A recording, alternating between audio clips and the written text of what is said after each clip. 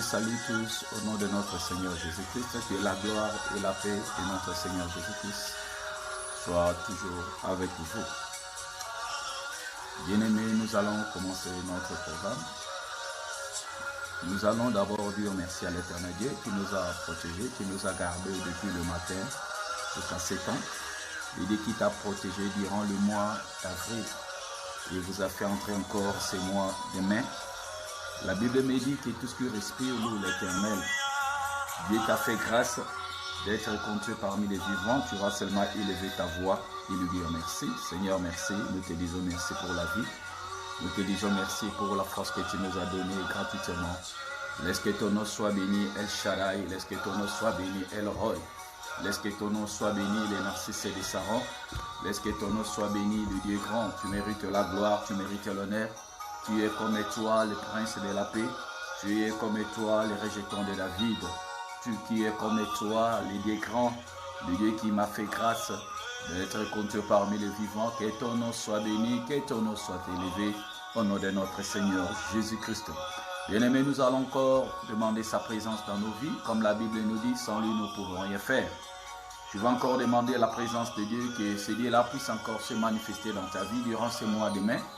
Que sa présence soit toujours avec toi. Que ce qui est le plan du diable pour ces mois de mai, puisque le diable avait planifié pour toi, que l'Éternel ton Dieu puisse encore t'épargner et que l'Éternel ton Dieu puisse encore détruire cela. Prions au nom de notre Seigneur Jésus-Christ. Rikantarabashite, Yahweh Dieu Tout-Puissant, Yahweh, je viens encore d'abandonner ces mois de mai entre tes saintes mains. Seigneur, garde-nous, Seigneur, protège-nous. Seigneur, tout ce que le diable a planifié, ce que le diable avait déjà planifié pour nous. Oh Yahweh, dans ces mois de mai, Yahweh, nous détruisons cela au nom de Jésus-Christ. Nous voulons que toi-même tu puisses encore nous conduire. Nous avons besoin de toi, conduise encore nous. Dirige-nous Yahweh, Seigneur, Dieu soit toujours avec nous. Comme la Bible nous dit, avec toi nous ferons des exploits.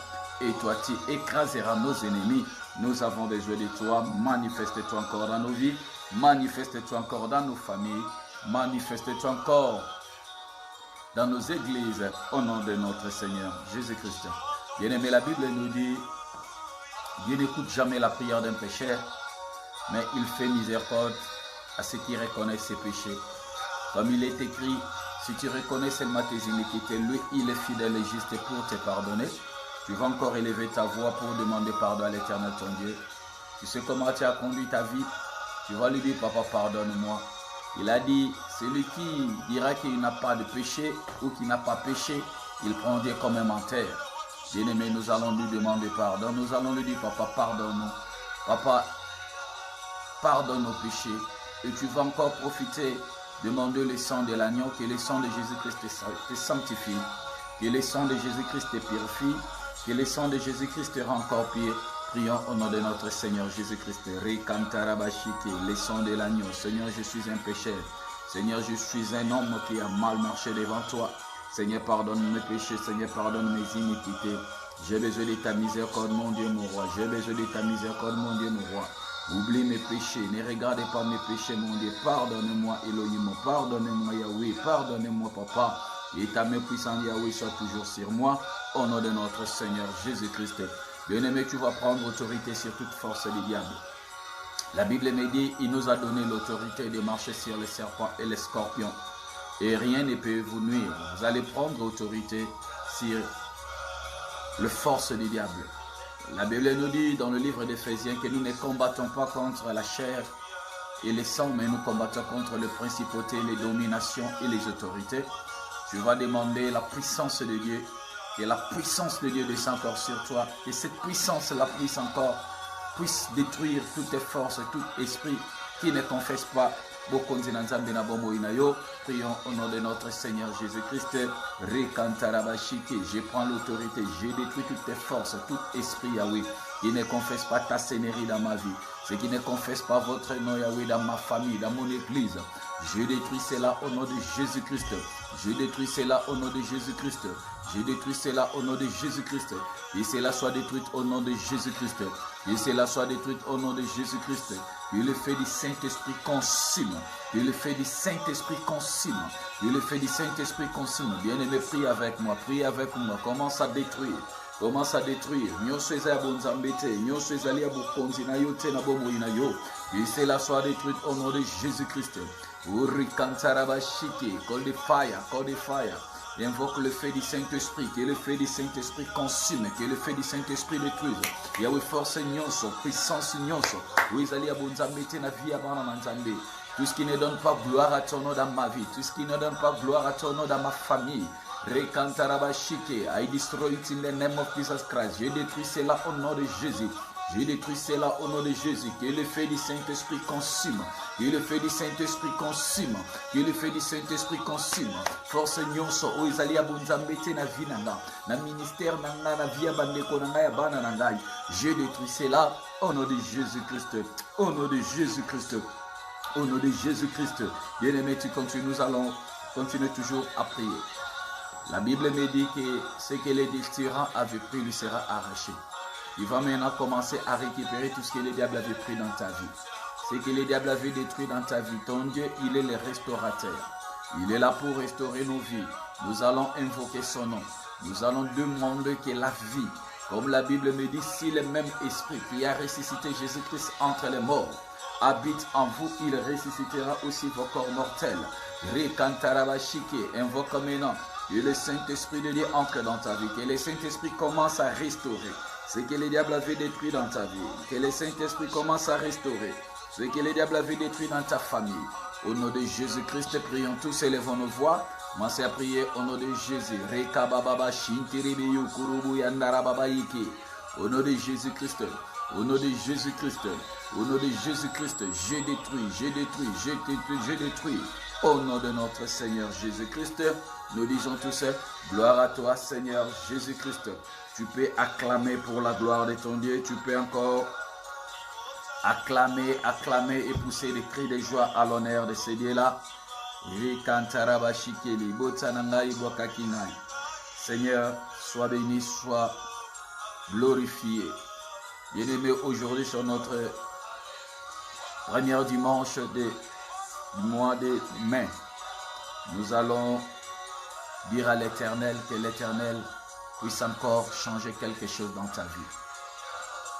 Si le mois d'avril a été pour toi un mois des échecs, des blocages, des freinages, demande à l'Éternel que le mois de mai puisse être pour vous et ta famille un mois de succès, un mois de réussite. Élevons nos voix, prions au nom de Jésus-Christ. Au nom de Jésus-Christ. Au nom de Jésus-Christ. Au nom de Jésus-Christ. Au nom de Jésus-Christ. Au nom de Jésus-Christ. Au nom de Jésus-Christ. Yenderebe shike. Rekabayondorobo shike. Rekantarabayondorobo shike. Au nom de notre Seigneur Jésus-Christ. Amen. Ah, Jésus. Alléluia, alléluia. Alléluia, na Jésus Christ. Alléluia, alléluia, alléluia, na Jésus. Amen, amen. Nous allons prendre nos Bibles. Nous allons partager, nous allons partir. Tous dans le livre des Jean, chapitre 11.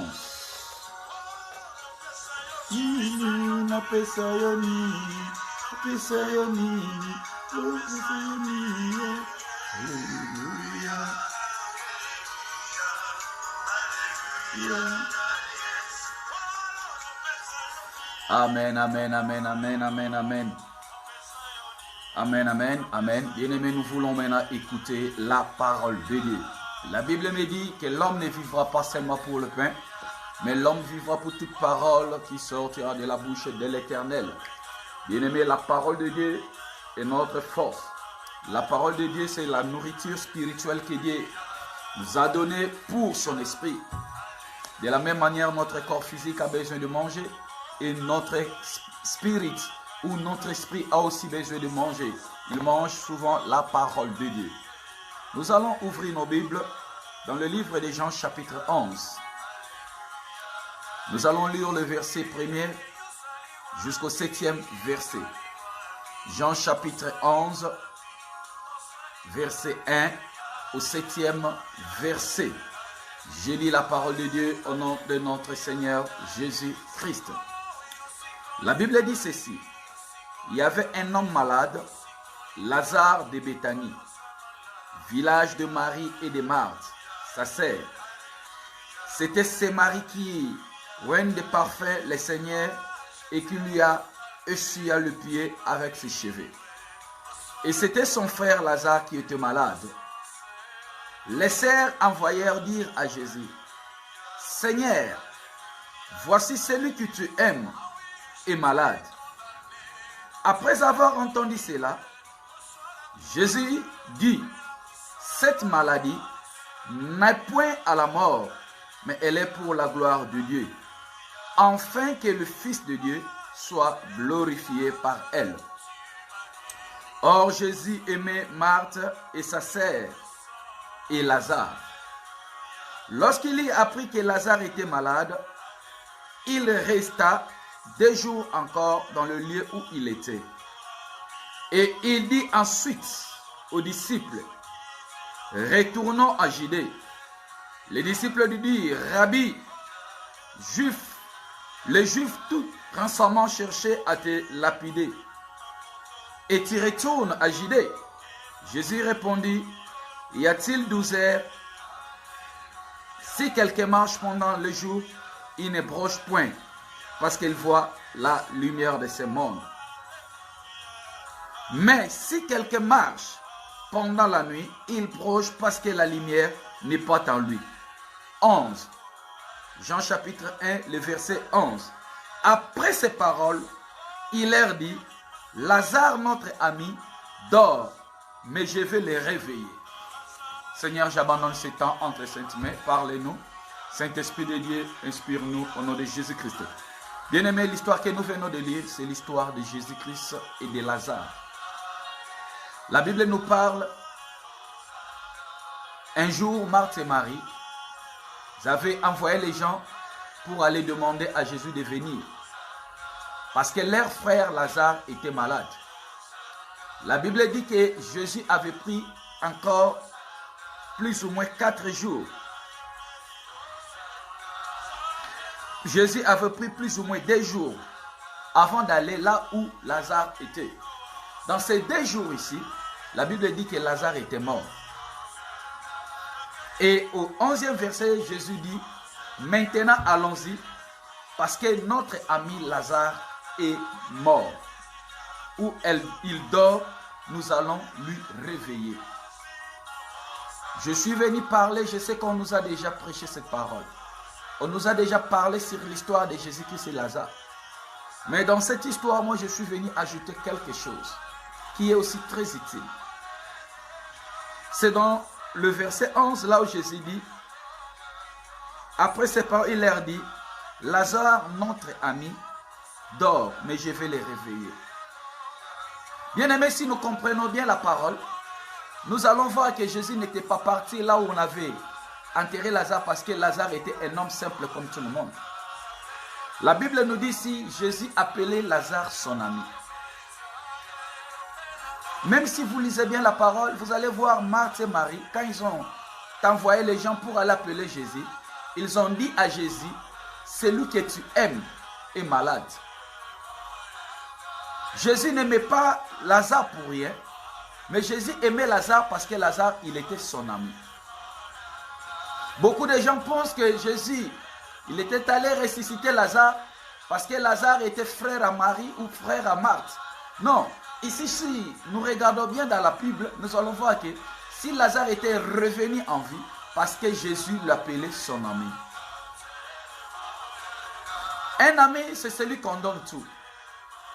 Un ami, c'est celui qu'on partage tout. Un ami, c'est celui qu'on ne veut pas voir, lui voir en train de souffrir. Si tu as un ami que tu aimes beaucoup, tu ne peux jamais lui abandonner dans le malheur. Si tu as un ami que tu aimes beaucoup, tu ne peux jamais lui rejeter.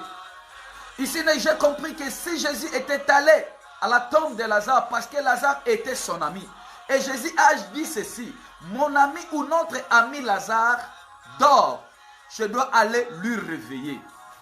Mon message aujourd'hui est que cherche à être l'ami de Dieu. Ne cherche pas à être un serviteur. Ne cherche pas à être seulement un serviteur, mais cherche à devenir l'ami de Jésus-Christ. Si tu es l'ami de Jésus-Christ, Jésus ne t'abandonnera jamais. Si tu es ami à Jésus-Christ, ce Jésus-là ne te laissera jamais. De la même manière, il avait dit que mon frère ou mon ami Lazare, il dort, je dois aller lui réveiller. Bien-ami, laisse-moi te dire aujourd'hui, si tu es l'ami à Jésus-Christ, même si le diable avait détruit quelque chose dans ta vie, ton ami Jésus-Christ, il viendra pour intervenir. Si tu es l'ami à Jésus-Christ, ce Jésus-là ne te laissera jamais entre les mains de tes ennemis. Il dit, mon ami Lazare dort.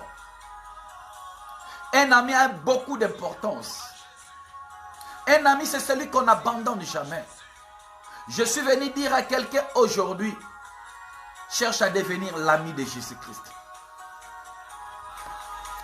Cherche à devenir l'ami de Jésus-Christ. Si tu es l'ami à Jésus-Christ, dans n'importe quelle situation, n'importe quel problème que tu peux avoir, ton ami Jésus-Christ s'élèvera pour venir intervenir. Ton ami Jésus-Christ s'élèvera pour venir intervenir. Beaucoup de gens cherchent à être les membres de l'église. Beaucoup de gens cherchent à être les amis des pasteurs. Beaucoup de gens cherchent à être des amis des prophètes ou des évangélistes. Mais ils ne veulent pas être les amis de Jésus-Christ. Aujourd'hui, je suis venu te faire voir. Il y a une importance, il y a vraiment beaucoup de profits à ceux qui seront ou qui sont des amis de Jésus-Christ. Jésus dit, mon ami, il dort. Je dois aller. Jésus acceptait même d'aller où on cherchait à lui lapider pour sauver son ami. Ses disciples ont dit, maître, tu veux encore aller là-bas?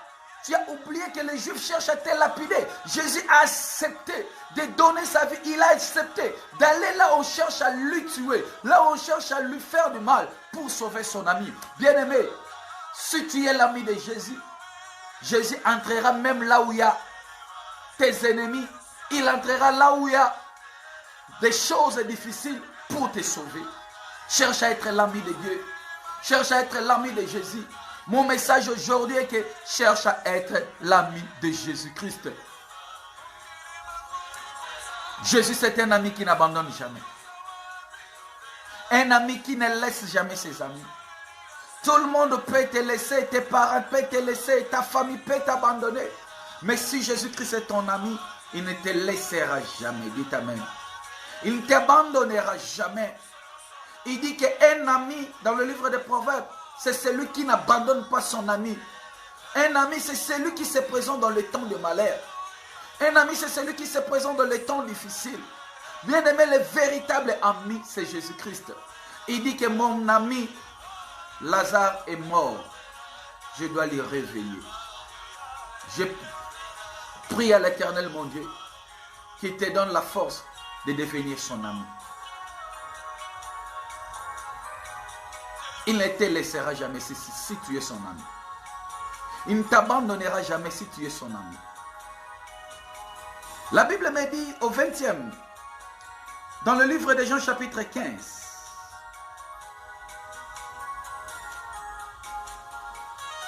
Jean chapitre 15, verset 15.